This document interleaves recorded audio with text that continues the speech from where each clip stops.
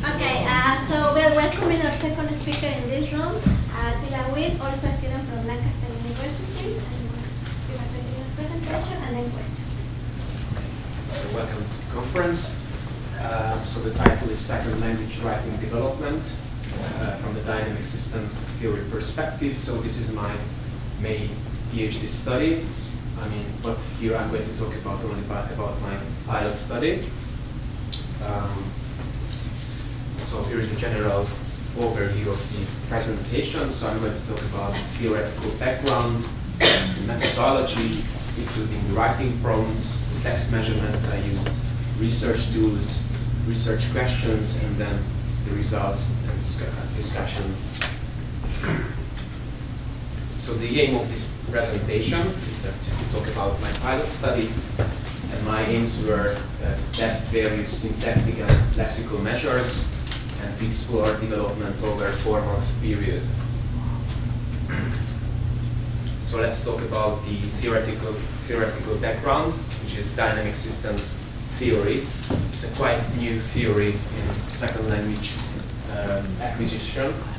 Previously, it was used in applied mathematics.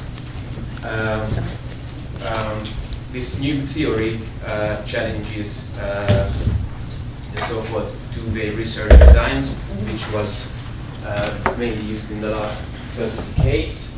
Two-way research designs include a pre-test, post-test, and it was used for second language writing development by Franson, Adams, Chang, and Saxon-Polio. This new theory challenges this two-way research design, and they say, the theory says that language is dynamic, complex, nonlinear, and completely interconnected and sensitive to initial conditions. Nonlinear means that language learning or language development is nonlinear, so similar teaching approaches do not necessarily lead to similar learning. Completely interconnected means that systems in a language are interconnected. This means that, for example, lexical system is connected to syntactic system and to phonologic system. For example, when students learn the word born, they learn not just the pronunciation, not just the meaning, but also that it is merely used in the passive. Okay. So this type of perspective requires different approaches, different methodology in the research, which captures individual growth trajectories from multiple perspectives. This means that we have to collect data several times throughout the research, and so basically dynamic systems perspective requires longitudinal studies. Okay, let's have a look at my methodology. I had 2 advanced Hungarian EFL learners. Both of them were boys, aged 18, and they were from the same private institution in Budapest. And I asked my colleague permission to collect data, so they were not my students. Okay. I collected 4 written essays at 4 points over a period of 4 months. It started from this January, and I had 2 research tools. One of them is Cometrics 3.0, and the other one is Complete Lexical Tutor. I used IELTS writing prompts in order to be able to compare the 4 written assignments or written essays, and students had 40 minutes to do this task, and during the class, and they had to write at least 250 words. The problem was that sometimes they exceeded this and this limit, but sometimes they didn't reach that level, so I collected 6 essays, but only 4 of them were used because they reached the 250 word limit. Okay, let's have a look at the text measurements. The first one is lexical complexity. I included here lexical diversity measures this was the measure of textual lexical diversity and the VOCD, and I could do it with the cometrics. I also included concreteness for content words. I used the means, and frequency, so vocabulary range, and it was measured by the complete lexical tutor. The next one was syntactic complexity. I used 3 ratios of about T-unit. The first one was the T-unit complexity measure. This means the number of clauses and T-units, dependent clause ratio, the number of dependent clauses and dependent clauses, and T-unit ratio. I also used cometrics for measuring syntactic complexity. This was the index of sentence length and syntactic pattern density. I also included cohesion, because in cometrics there are several indices to measure cohesion. I used only connectives because they are quite reliable measures of complexity. Okay, let's have a look at, in more details, the research tools. So Cometrics 3.0, which was developed by McNamara, Lowers and Gresser, 2002. You can have 11 types of indices here, and I ticked those that I used. So I used the descriptive ones in order to measure word count and sentence length. I mean, you can measure word count in a word as well, but sentence length is a bit difficult one. You can have indices in terms of in connection with text usability and lexical diversity. I used MTLD and VOCD here, as well connectives, all connectives incidents, and you can have syntactic complexity measures. I use syntactic pattern density and word information in order to get the mean for the concreteness for content words. Let's have a look at the other research tool, which is the complete lexical tutor. This can measure range in the vocabulary in a text and concordance, n-gram measures, and I use the vocab profile, which is based on the lexical frequency profile by Lofer and Nation in 1995. Okay, I had the following research questions. The question is that how does the writer's performance change in terms of lexical complexity, including the measures that I talked about previously, over a 4-month period. The same goes for syntactic development. How does the writer's performance change in terms of syntactic complexity and development of cohesive devices? The same, so how does the writer's performance change in terms of cohesive devices? And let's have a look at the charts, the results. For lexical complexity, I use the MTLD and the VOCD. These are TTR measures, so type token ratios. Type means the different types of words in a sentence. Tokens means the numbers of words in a sentence. The TTR measure is not a reliable measure because it is sensitive to sentence or to sentence length. So therefore I use these two, let's say, modern versions of TTR, which are based on random samplings. Okay, if you look at the numbers, for example, we can see that participant 1 had an MTLD score. In the x-axis, you can see the 4 essays, and you can see the scores and the values on the y-axis. So for the first essay, he had a score of 85.7, and at the fourth essay, 99. So this shows that he developed his dense diversity, lexical diversity. Okay, we can have a look at the VOCD measures. This shows that at the first essay they had higher scores, and at the fourth essay they had lower scores. So it means the variation, the fluctuation throughout the 4 months. Okay, let's have a look at the another index. It's called concreteness for content words, and here we have the means. Again, the 4 essays, and we have 352, and at the 4 essay 379. This means that how concrete the word is. So, for example, words like so that you can touch and feel are more concrete than words that are more abstract. So obviously that when students start to use more abstract words, means they have more complex sentences. Okay, the other lexical complexity measure was the vocabulary range. I used the vocab profile software, and here we have again the 4 essays, and we have the percentages. Okay, this vocab profile divides or breaks down the text into 4 categories.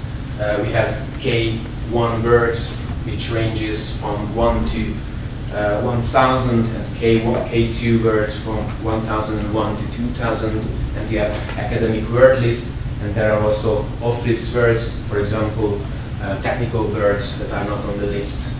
Okay, it means that, for example, if a student uses, if we have this purple one, and it shows that it went down to 75% from 79%, it shows that the student started using less frequent words in his 4th essay.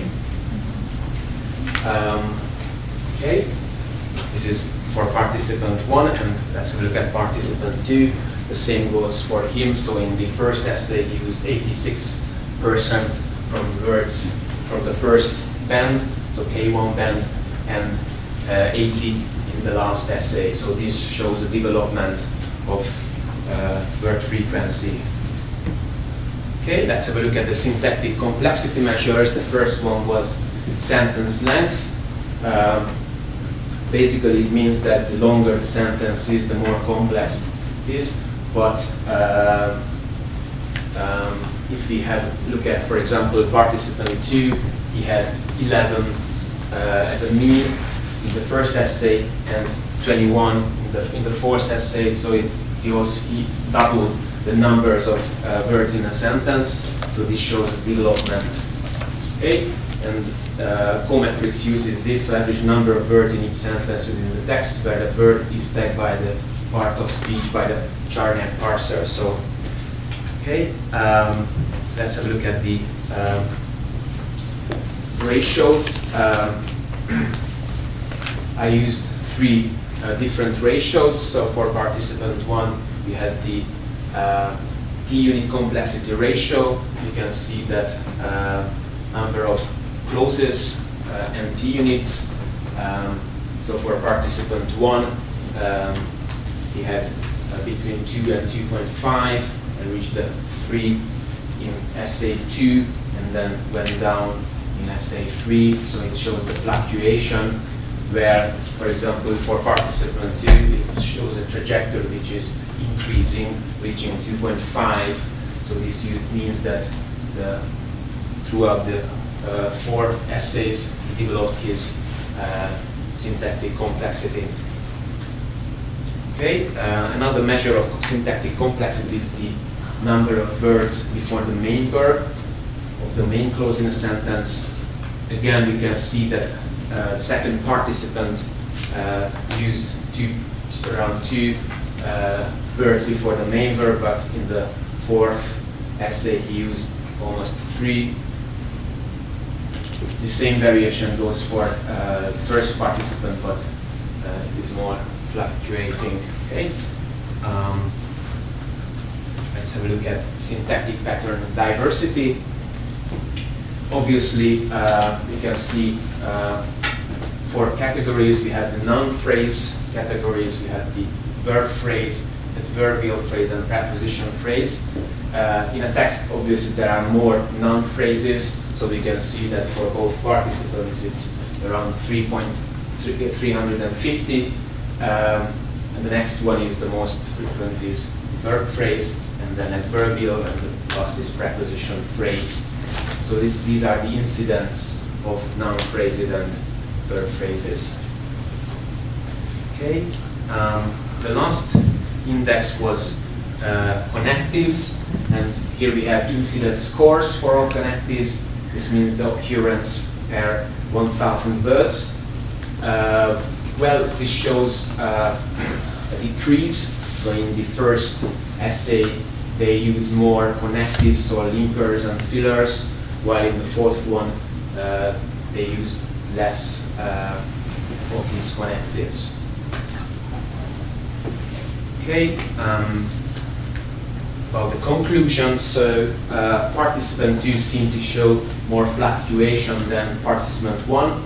So throughout the 4 essays, I could observe that the fluctuation, so it was not decreasing, increasing, but fluctuating. Okay, the sentence lengths seem to show most change, but very little change over time for most other measures. Okay, and obviously this is my pilot study, so 4 months is a short period, but my aim was to try out these measures, whether they are reliable or not. Okay, also this goes for 4 essays. They are not enough to study development from this perspective, and advanced learners may show less change. And so for my main study, I'm going to use intermediate or upper intermediate students. So thanks for your attention. Okay, so we were having 10 minutes question, but now we have a little bit more, so who's the first to ask? Okay, so, Go. okay, Thomas? Attila, I've gone into the Comatrix site and there looks to be about 162 different indices. How difficult is it to use? Well, basically, your task is that you have the text in a Word document, and you copy paste into this website, and you just click on the submit, and you're going to have the indices. But I mean, interpreting the indices are quite difficult, so it's you're going to have very different types of measures. And so how did you decide which 11 to use? well, I had read a lot of studies in connection with Comatrix, mainly from Crossley, and those measures that I used were the most reliable measures, so that's why I used that one. So my understanding of DSD is very limited, so maybe it will not be very accurate. As I understand it, there are also like individual characteristics that affect the loss and the continual development of the language, right? That are identical. So, for example, attitude or motivation. Yeah, that's also true. For example, if I don't know, if the girlfriend of one participant left him in between of the essays, maybe it could have affected. That's true. So because are you looking at that? I'm going to interview them as well, so I'm going to use only 4 or 5 participants, but attrition is a big problem, big trouble in this study, because it's going to be a longitudinal one, so I'm going to observe them throughout the year, so therefore it's quite difficult, but I'm going to interview them, and I would like to get more of their behavior throughout the research. Yeah, I was just wondering if you looked at complexity and then looked at how the writing was judged or marked. Did you look at the two? So about the were the pieces of accuracy? writing evaluated in terms of being a good piece of writing? And did Yes. you match that with complexity? No, because I left. I didn't want to do the accuracy, so I didn't want to correct these essays because it's a different, let's say, study. I was just thinking, are you making an assumption in terms of complexity and what is good writing? Are you saying that things that are more complex Yeah, are likely I'm to be not going judged to better? include that one, so I'm just going to look at complexity. So I only corrected because Comatrix evaluates those essays which are correctly spelled correctly. So I corrected only the misspellings and just that. I didn't want to correct or evaluate whether the sentences were correct or not. But you're looking at development over time? Yeah, over time, yes. So you're interested in what is good writing or how their writing develops? Yeah, according to these measures, yes. Okay. So is the assumption that greater complexity is better? Is that an underlying Well, there's assumption? no assumptions. No, I'm just asking. It's just I don't know. exploratory. Yeah. I don't have any assumptions in this case, so just looking at these measures. No, he answered my question because I had a similar question about accuracy, so he's answered. Okay. Thank Okay. you. Then So it's interesting to see how you use those. How useful do you think the measures were for you for looking at development? After you've done it all and you've got the picture of people over time, how useful did you think that was for you in capturing development? Well, I think it's quite difficult. So because I finished it a couple of weeks ago, so I'm not able to say that whether they were the most useful, because Cometrics produces more than 100 indices. So I might have to run an ANOVA in order to check whether there is a statistical significant difference among these indices. So each of them can be used for study development. But I'm basing my research on, I use these indices because they were used previously in other studies and they were confirmed that they are reliable indices. But I might look at other indices in my main study. Yeah. Because when you look at sentences for their complexity, are you checking that the sentences are accurate before they're... So you could have a really long, complex sentence, but it's not accurate. Yeah, I had long sentences and they were not accurate, but I just left it there, so I was not checking whether they are correctly grammatically, because this means that I'm going to modify the text, so it's my text and not the students. So you included sentences that were inaccurate. Yeah. That might have an effect on the indices, obviously. But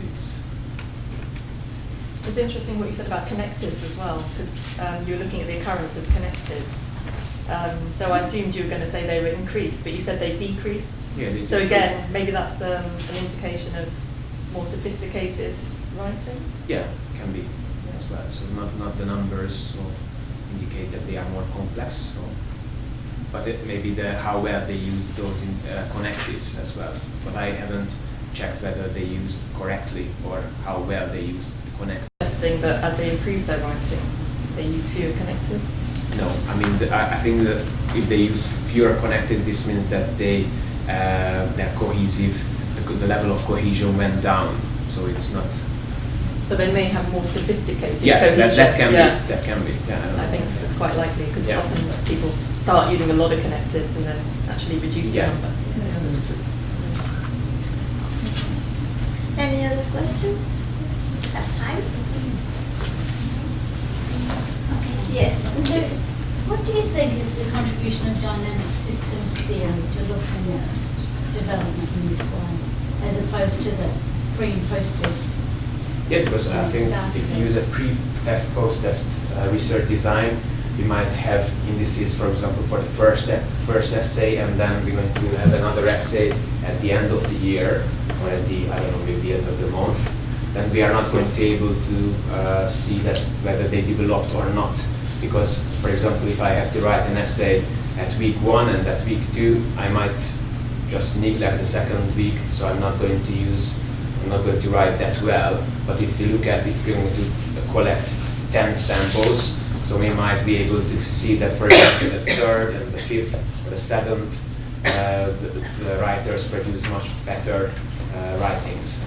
And do you think you mentioned the interviews, do you think that'll help you see possible other reasons why the indices changed?